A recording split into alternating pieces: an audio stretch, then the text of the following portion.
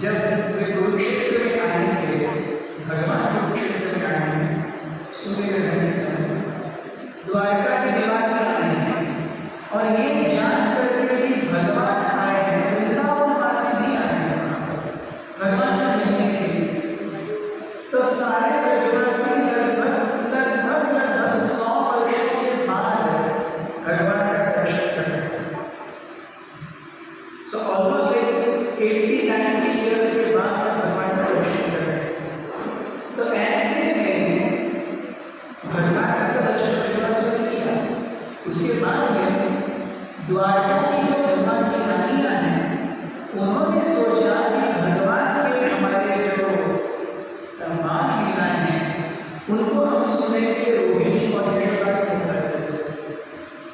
सो उन्होंने रोहिणी और यशोदा को कहा कि आप भगवान की मांगी करता है। तो यशोदा और रोहिणी नाम हम बताएंगे, लेकिन भगवान कृष्ण और बलराम जी ने ये लीला नहीं सुनी थी। सो कोई तो एक द्वारपाल होना चाहिए दरवाजे पर। अगर कृष्ण और बलराम आएंगे तो वो हमें सतर्क करेंगे और हम तुरंत टॉपिक चेंज करेंगे। ऐसा होता है ना, लोग भी लोग कुछ कर रहे होते हैं, अंदर का जो चौथा है, अरे ऐसा हो गया, ऐसा हो गया, टॉपिक चेंज।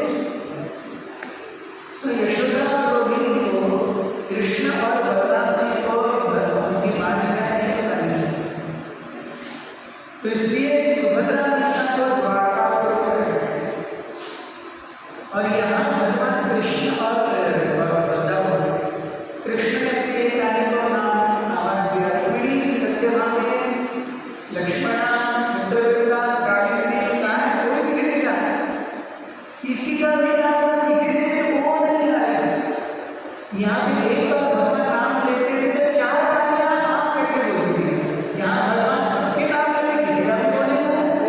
भगवान को समझ रहे ना, तो भगवान ढूंढे ढूंढे ढूंढे ढूंढे उन्होंने देखा पूर्ण सुभद्रा खड़ी है, सुभद्रा खड़ी है और पूरी रानी है, उससे पूछते तो वो उस पल में आए जहाँ पर सुभद्रा दरवाजे पर बैठी, अंदर यशोदा और रोहिणी बैठे भगवान की मांगी करने। सो जैसे ही भगवान और बलराम जी पास में आए, उन्होंने देखा कि सुभद्रा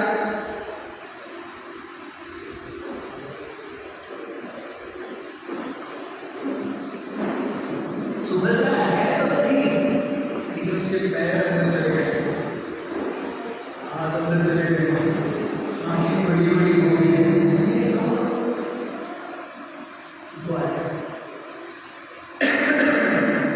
तो पैर अंदर चले गए हैं, हाथ अंदर चले गए हैं, आंखें बड़ी बड़ी हो गई हैं, और कृष्ण बलराम देखते हैं क्या हो गया, ऐसा क्या चल रहा है अंदर, तो वो सुनते रहे।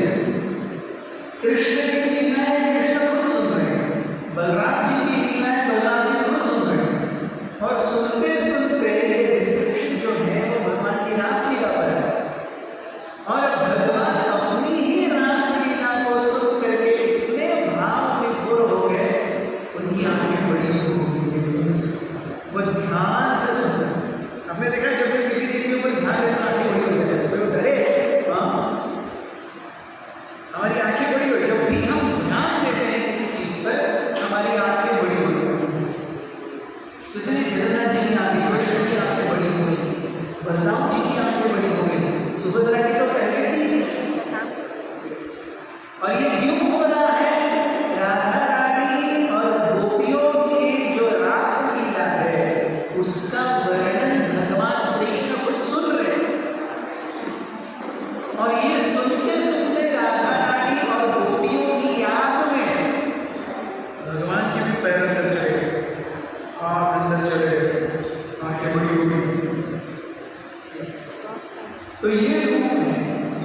अब सुभद्रा पहले से खड़ी थी तो इसलिए उसके पूरे अंदर आत्मा चले गए, उनका ट्रांसफॉर्मेशन ज्यादा है। हमें तक बलराम जी और जगन्नाथ जी के हाथ कहीं नहीं, पैर नहीं है, सुभद्रा जी के तो हाथ भी नहीं है। क्यों? क्योंकि उन्हें कृष्ण कथा ज्यादा सुनी तो ज्यादा भाव विभोर हो गई, हाथ और अंदर चले गए। कृष्ण और बलदेव जी और ज्यादा सुनते तो वो भी ऐसे हो जाते, लेकिन बीच में आए नारद मुनि ने आके कहा नारायण, तो जैसे नारायण नारायण सुना, तीनों के तीनों कृष्ण, बलराम और सुभद्रा ये तीनों बाह्य चेतना में आ गए। जैसे आप सोए और कोई तो उठा करते तो वैसे ही आंतरिक चेतना से तीनों बाह्य चेतना में आते हैं, और कृष्ण जगन्नाथ जी के रूप में थोड़े क्या कहते हैं, संकोच करते हैं, शर्मा जाते हैं। कोई अगर किसी और व्यक्ति की गर्लफ्रेंड बॉयफ्रेंड नहीं लिखा है, किसी और को बताया तो आप भी सुन रहे हैं, आपने जो बचपन में गुण खिलाए हैं वो किसी और को कोई और ही बता रहा है, तो आपको समझ आएगा। तो ऐसे कृष्ण का संकोच है, तो संकोच में भगवान का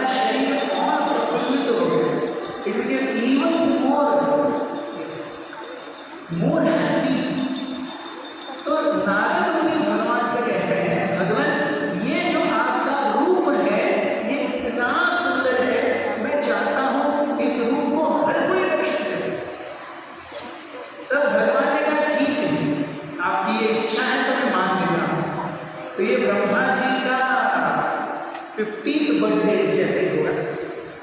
तो ब्रह्मा जी के दूसरे परार्थ में, ब्रह्मा जी के 50th बर्थडे के बाद में मेरा ये जो रूप है जगन्नाथ का, उसकी उपासना होगी उत्कल प्रांत में नीलाचल क्षेत्र। तो उत्कल प्रांत में इसको हिस्सा नीलाचल क्षेत्र या नीलाचल धाम से जगन्नाथ। तो इस प्रकार से ये रूप अवतरित हुआ। अब इसके भी ये जो रूप है भगवान का, इसका एक और नाम है, वो नाम है माधुर्य रस घन आमृत मूर्ति। भगवान कृष्ण जब गोपियों के विरह में माधुर्य रस में उसमें इतने डूब जाते हैं कि वो अपने आप को खो बैठते हैं। वो जो रूप है भगवान कृष्ण का, वो है जगन्नाथ। तो जगन्नाथ जी का परिणाम क्या है? माधुर्य रस घन आमृत मूर्ति। माधुर्य रस घन, घन मतलब वेरी डेंस, थिक। आप अगर चलते चलते पानी में गिर गए, आप गीले हो जाए, लेकिन आप चलते चलते डाबर में गिर गए तो अलग ही रिजल्ट, डाबर घट हो गया, ठीक। सो घन, सो वो कृष्ण जो माधुर्य रस के डाबर में गिरे हुए हैं, वो है Jagannath. He is remembering only Radha Rani. He is remembering only Raslila, and in that remembrance he is getting little shy. And that swarup of Krishna is the root of Jagannath. So इसीलिए जगन्नाथ जी ये अत्यंत ही कृपालु, भक्तों के सारे इच्छाओं को पूर्ण करने वाले। क्यों? क्योंकि जगन्नाथ जी ये ऐसे समय में है जहाँ पे भक्तों ने उनको पकड़ लिया है। राधा रानी के बारे में याद कर रहे हैं, रासलीला के बारे में याद कर रहे हैं। तो कृष्ण बोले बताना भाई क्या चीजें बोली। जैसे लड़का कहीं घूमने जा रहे हैं तो लड़के का भाई भैया तो वहाँ गया, उनको पता बोला क्या चाहिए, चप्पल चाहिए, ये चाहिए, वो चाहिए। तो ऐसे भगवान के भक्त आगे तो भगवान क्या सवाल है, सब को मान में इसको बताइएगा उनको क्या चाहिए। तो भक्त बहुत वरदान मांगते हैं, भगवान के हृदय से सारे वरदान पूरे करते हैं। सुनील माधुर्य रस घना। तो गोपियां जब कुरुक्षेत्र में गई, उन्होंने देखा जब कृष्ण को, अब कृष्ण एक राजा के रूप में, वो सोने हीरे जवाहरात से भरे हुए हैं, सुंदर सोने का मुकुट है और कुंडल है, नथनी है, हर जगह पे ऐश्वर्य ही ऐश्वर्य। और गोपियों ने सोचा ये कृष्ण हमारे कृष्ण नहीं है,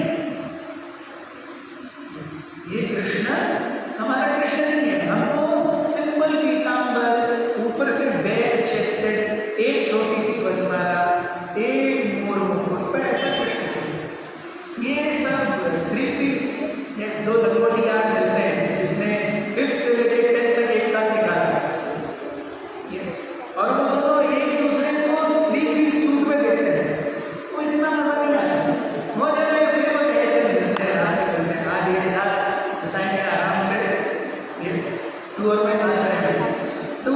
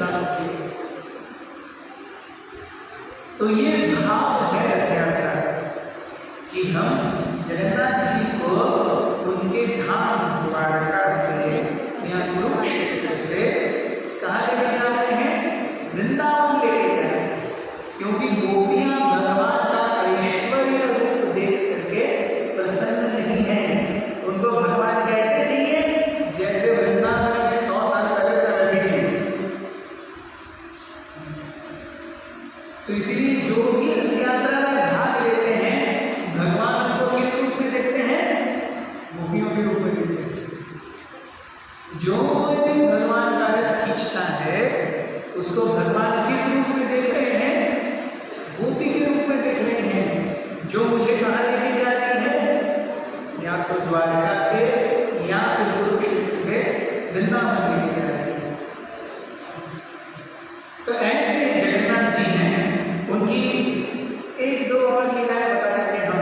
एक दो दिन बहुत सुंदर लीला थी। जगन्नाथ जी, अगर आप जगन्नाथपुरी जाएंगे, हम सकते हैं जगन्नाथपुरी गए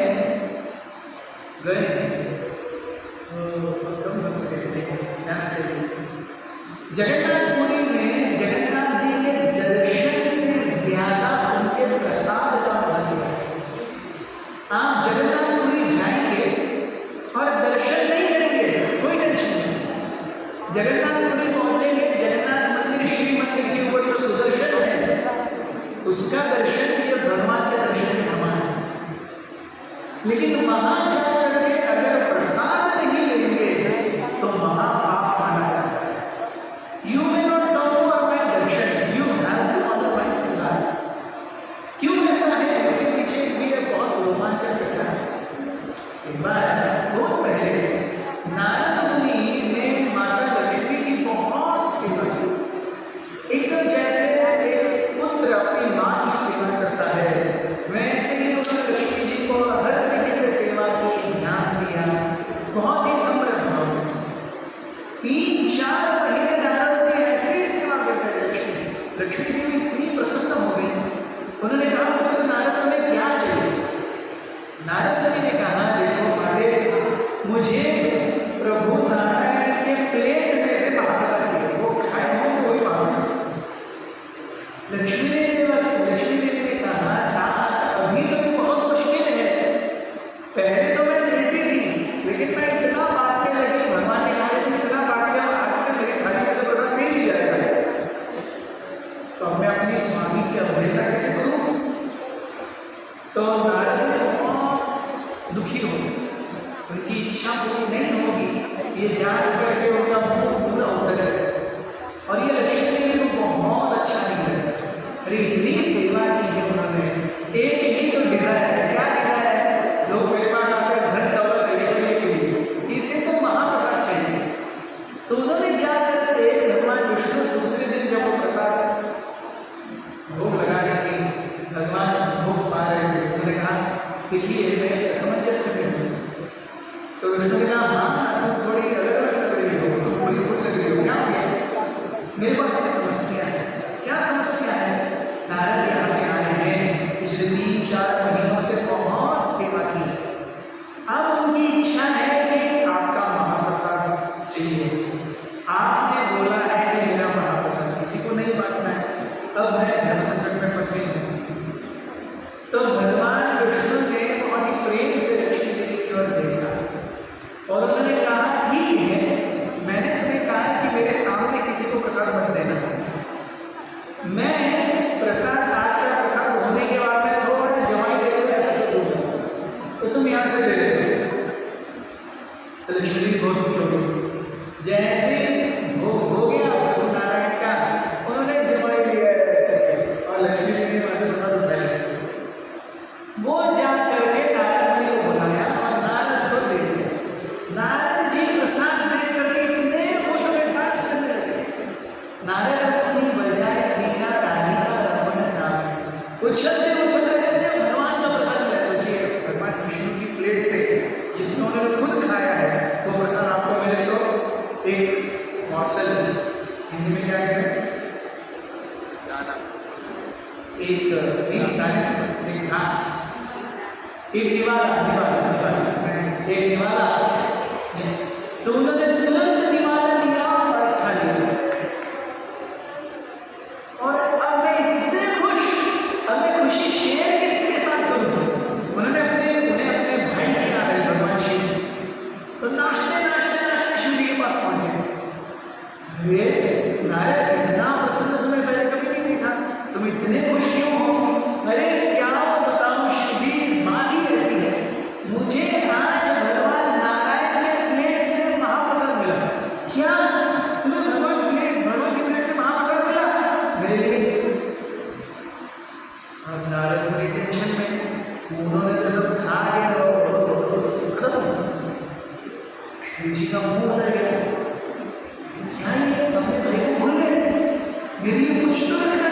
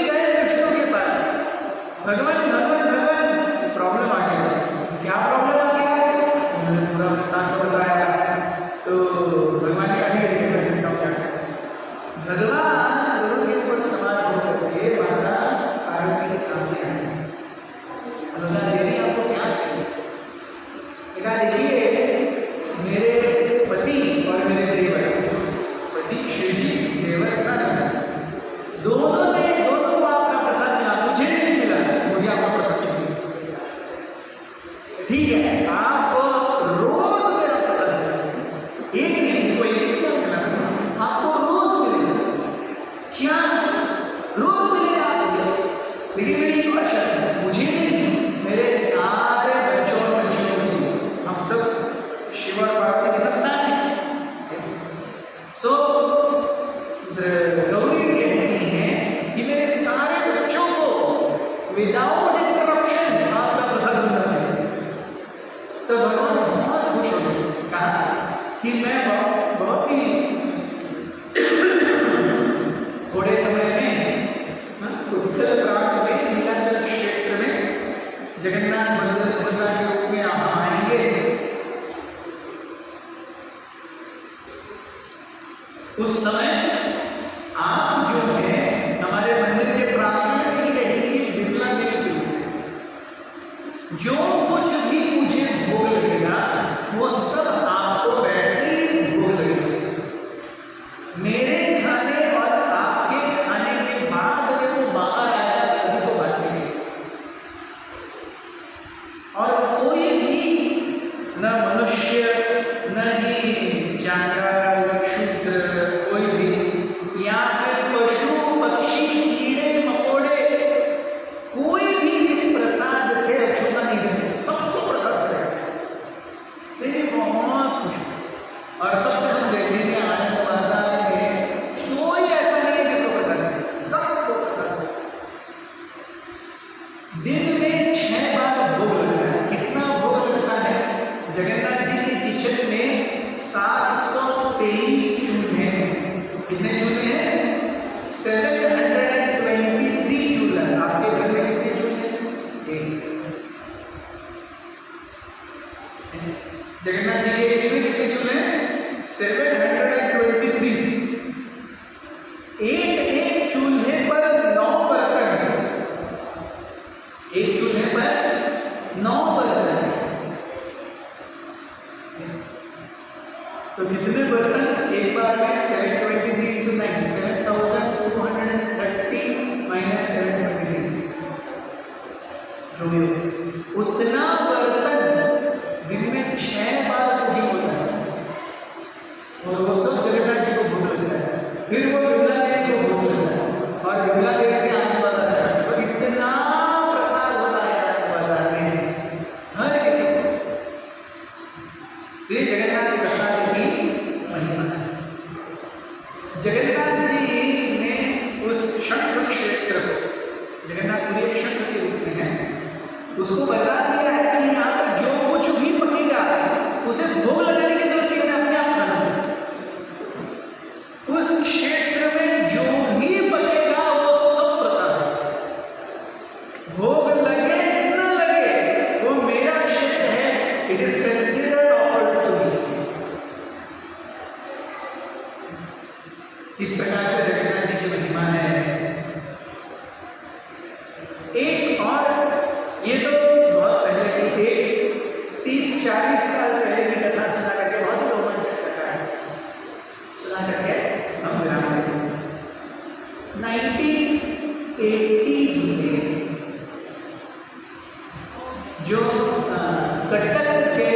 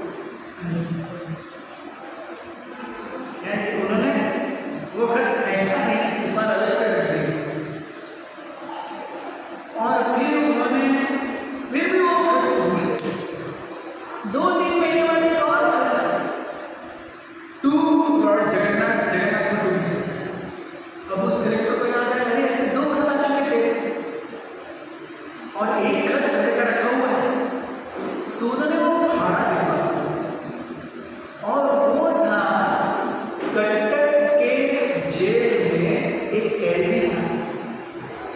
वो कैदी जगन्नाथ जी को खत करता कि ये मामला हुआ एंड ही वॉज ऑन ही, उनको मुकदमा चला, उनको फांसी की सजा मिली और उनके मुताबिक वो एक ऐसा क्राइम था जो उन्होंने किया ही नहीं था, मेरे न किए हुए गुनाह के लिए मुझे फांसी की सजा मिल रही है, तो मैं ये नहीं चाहता। और वो पढ़ने लगे भगवान जगन्नाथ, मेरा जीवन ऐसा है, पूरा अंधेरा हो गया है, मैंने कुछ नहीं किया, फिर भी मुझे यहाँ पे कान टोकरी में डाला गया है, अब थोड़े समय में मेरा अंत हो जाएगा, कृपया मेरे परिवार को सुरक्षित रखिए। मैं ये नहीं चाहता कि आप मुझे यहाँ से छुड़ाएं, लेकिन ऐसा ऐसी क्या कहते हैं, ऐसा अन्याय ये आप कैसे होकर देख सकते हैं, मेरी यही गुजारिश है आपके चरणों में। तो ऐसे जब उस कलेक्टर ने नहीं किया तो उन्होंने वो कलेक्टर को boss of the entire land, उन्होंने जेल के साथ राजा बनाया। तो राजा बनाने पर पता चला कि ऐसे ऐसे 10 साल पहले मुकदमा हुआ है और 10 साल से मुकदमा चल रहा था, 6 महीने पहले मुकदमा खत्म हुआ, इसको घूस मारा गया और इसको फांसी की सजा हुई। तो ये और ये होते हैं इसके एक और 2 महीने के लिए और एक रहता है, तो लॉर्ड जगन्नाथ जगन्नाथ कोई भी सकता नहीं, हो क्या था कि हम कहते हैं खट हर जगह पे डाकिया सेग्रीगेट करता है और बता दिया जाता है। अब टू लॉर्ड जगन्नाथ, अब वो पोस्टमैन भी सोचता है कि टू लॉर्ड जगन्नाथ किसको भेजूं, तो वो किसको भेजूं करके वो कलेक्टर को हैंड ओवर कर देता है। कलेक्टर के रेगुलर मेल बॉक्स में वो आता है।